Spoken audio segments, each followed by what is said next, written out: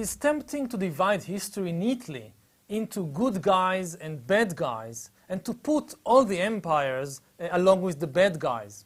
After all, almost all empires were founded by violence and were maintained and maintain their power through oppression and exploitation and war. Yet, as we saw in the previous segment, most of today's cultures are based on imperial legacies. So if empires are by definition bad, evil, what does it say about us and our cultures? As we saw in the previous segment, even the very values which we use in order to criticize the empires, these values too are in many cases, the legacy of the empires. For instance, today, many people criticize empires in the name of self-determination or in the name of socialism. But who spread these ideas of self-determination and socialism around the world, if not the European conquerors, the British and the Americans and the French and the Dutch and so forth? If you go 500 years ago to Africa or to India, you don't find many people who speak about self-determination or socialism. Because, again, these are legacies of the European empires. They are not some authentic ideas that go back thousands of years in Africa or India. There are schools of thought and political movements that seek to purge human culture from all the imperial legacies and to leave behind only what they claim is a pure, authentic civilization untainted by the sins and crimes of imperialism. But this idea is very, very naive. Perhaps thousands of years ago, you could have found in the world somewhere pure, authentic cultures untouched by any imperial influences. But no such cultures exist today on Earth. All human cultures today are, at least in part, the legacy of empires and of imperial civilizations. Let's take another example and look at it more carefully. Think, for example, about modern India and the complex relationship between India of today and the British Empire. The British conquest and occupation of India cost the lives of millions, many millions of Indians, and it was responsible for the continuous humiliation and exploitation of hundreds of millions of Indians for more than 2 centuries. The independent state of India was established only after a long and very bitter struggle against the British conquerors. Yet, independent India is also in many respects the child, the offspring of the British Empire. It was the British who united hundreds of warring kingdoms and principalities and tribes into a single political unit, and in the process created a shared national consciousness among Indians that wasn't there before. The British also laid the foundations for the Indian judicial system. They created the administrative structure which is still in use today in India. The British built the railroad network that was critical for the economic integration of India. Independent India, after releasing itself from British control, it adopted Western democracy in its British form as the Indian style of government and did not try to go back to some authentic Indian form of government. English is still today one of the chief languages of India, especially because it serves as a neutral tongue that bridges the gaps between the different local languages of India, like Hindi and Tamil and Malayalam. So very often, when Indians that speak different languages try to communicate, they would use English. The national sport of independent India is cricket. Even though cricket was invented in England in the 16th century and was brought by the British to India only in the 19th century. the national drink of India is tea or chai. You can hardly imagine India today without tea. But the fact is that hardly anyone drank or grew tea in India before the British came. It was the British East India Company that began the commercial farming of tea in India only in the mid-19th century. And in most parts of India, people began to drink tea because they saw the British masters drinking tea and they wanted to imitate them. So this is how Indians came to drink tea.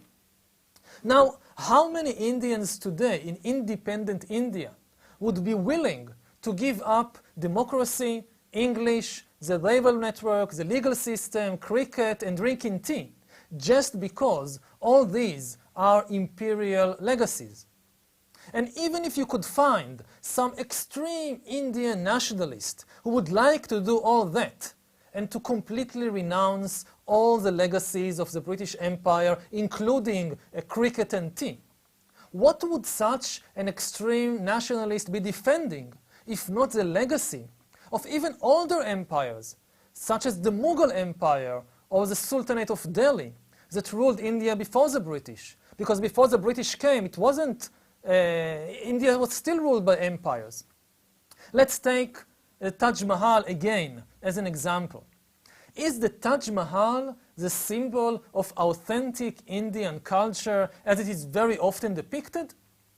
But the Taj Mahal was in fact built by conquerors from outside, by the Muslim conquerors of India, according to Persian architectural models. So how can people say that the Taj Mahal is more Indian than, say, tea or cricket?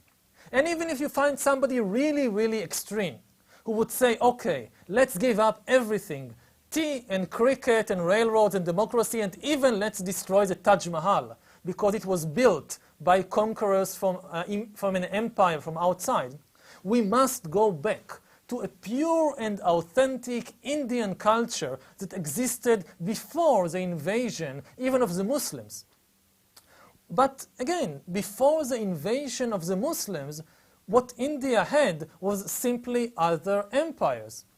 If you so much object to the legacy of the British conquerors and of the Muslim empires in India, why sanctify the legacies of older empires like the Gupta Empire, the Kushan Empire, and the Mauryan Empire that ruled India more than 1,000 years ago? They weren't more humane and they weren't more Indian than the empires of the Mughals or of the British. So why sanctify their culture and their legacy and call it authentic Indian culture? The truth is that nobody really knows how to solve this thorny question of cultural inheritance and cultural authenticity. Whatever solution you choose, the first step is to acknowledge the complexity of the dilemma and to accept that simply dividing the past into good guys and bad guys would lead you nowhere unless you are willing to admit that we today usually follow the lead of the bad guys, that we today, much of our culture is an inheritance from the bad guys.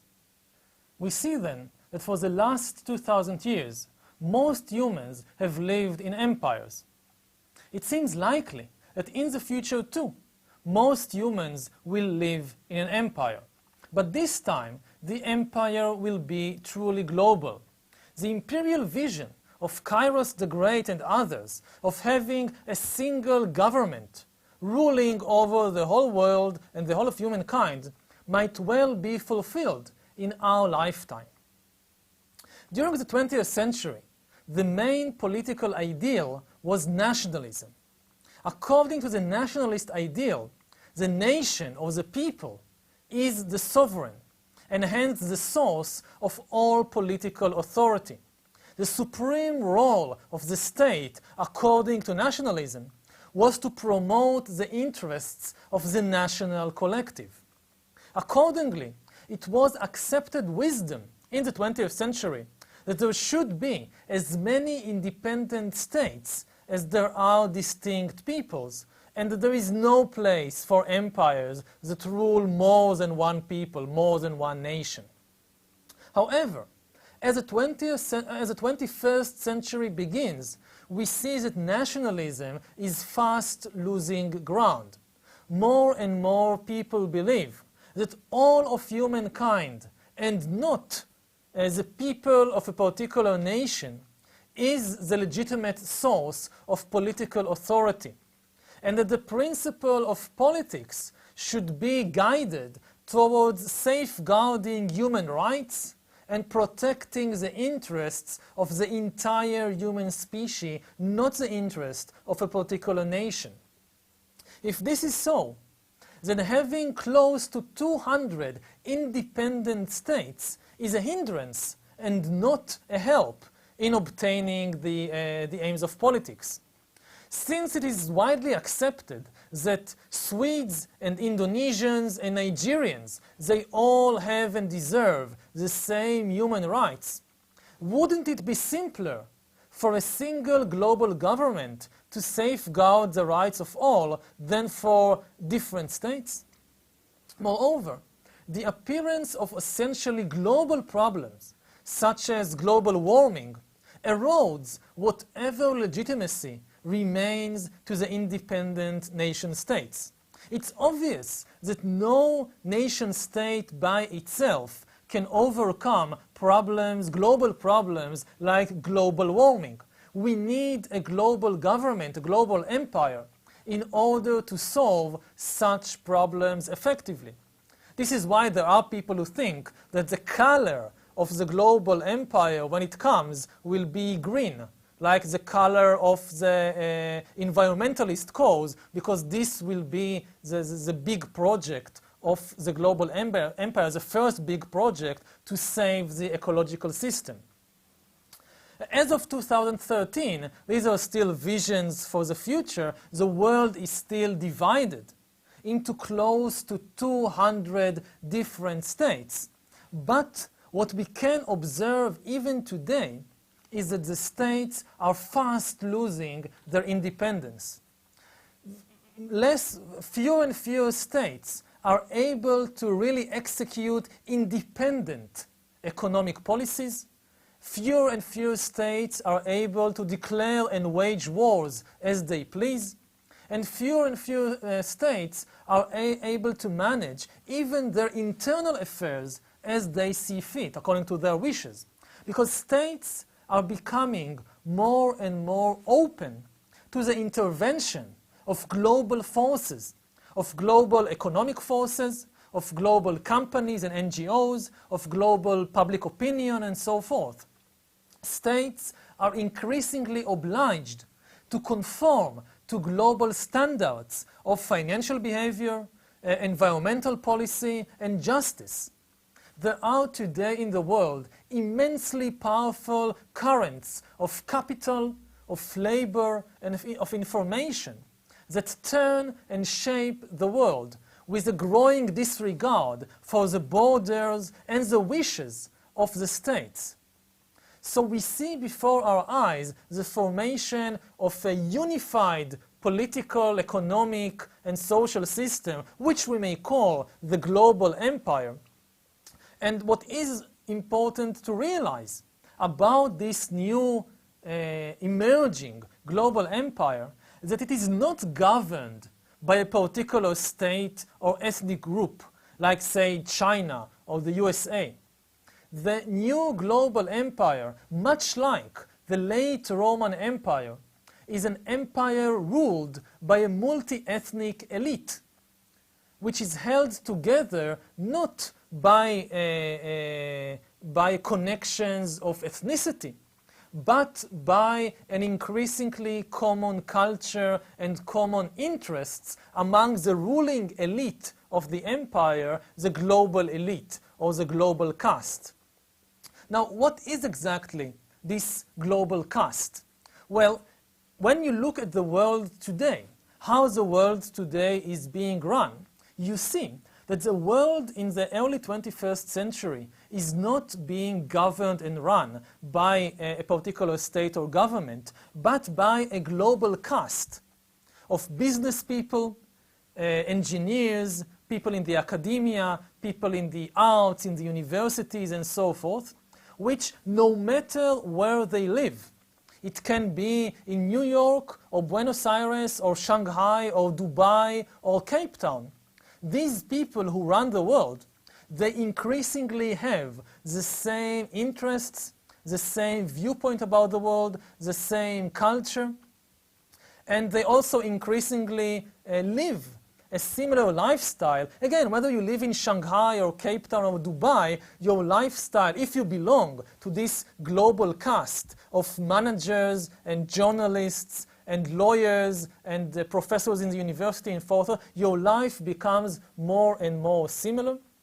And on the other hand, the gulf between this global caste and the rest of the population becomes wider.